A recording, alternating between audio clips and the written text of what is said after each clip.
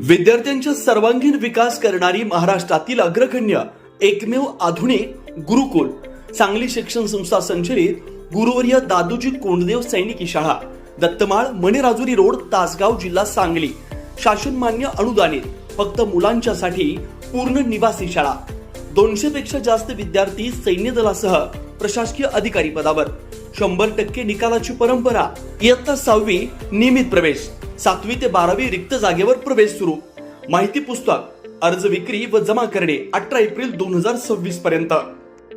प्रवेश प्रक्रिया माहितीसाठी संपर्क आपल्या स्क्रीनवर.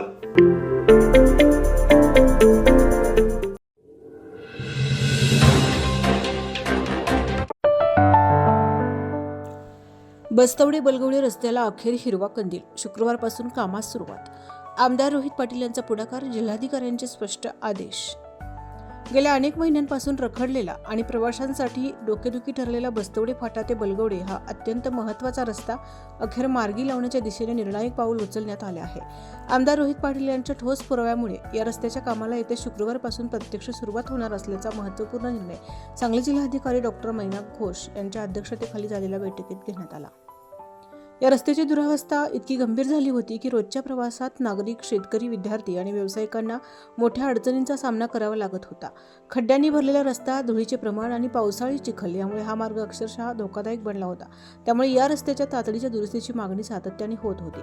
या पार्श्वभूमीवर आमदार रोहित पाटील यांनी विषयाची गांभीर्याने दखल घेत सांगली जिल्हाधिकारी कार्यालयात तातडीची बैठक बोलवली. या बैठकीत त्यांनी प्रशासनासमोर ठाम भूमिका मांडत हा रस्ता कोणत्याही परिस्थितीत तातडीने सुरू झाला पाहिजे अशी स्पष्ट मागणी केली. त्यांच्या या आक्रमक आणि ठाम भूमिकेमुळे प्रशासनालाही तातडीने निर्णय घेणे भाग पडले.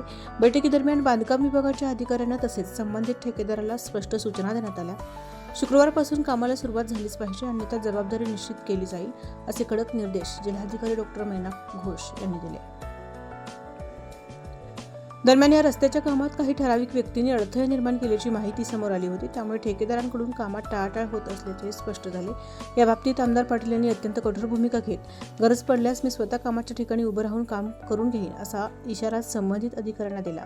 त्यांच्या या भूमिकेमुळे प्रशासन आणि ठेकेदार दोघांनाही स्पष्ट संदेश मिळाला. या निर्णयामुळे बस्तवडे ते बलगवडे या मार्गावरील हजारो नागरिकांना दिलासा मिळणार आहे. अनेक दिवसांच्या प्रतीक्षेनंतर आता हा रस्ता प्रत्यक्षात कामाला लागणार असल्याने परिसरात समाधानाचे वातावरण आहे.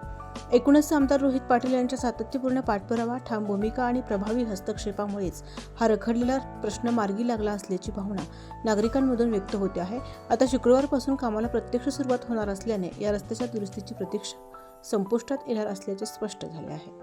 विशेष प्रतिनिधी, तासगाव, सांगली.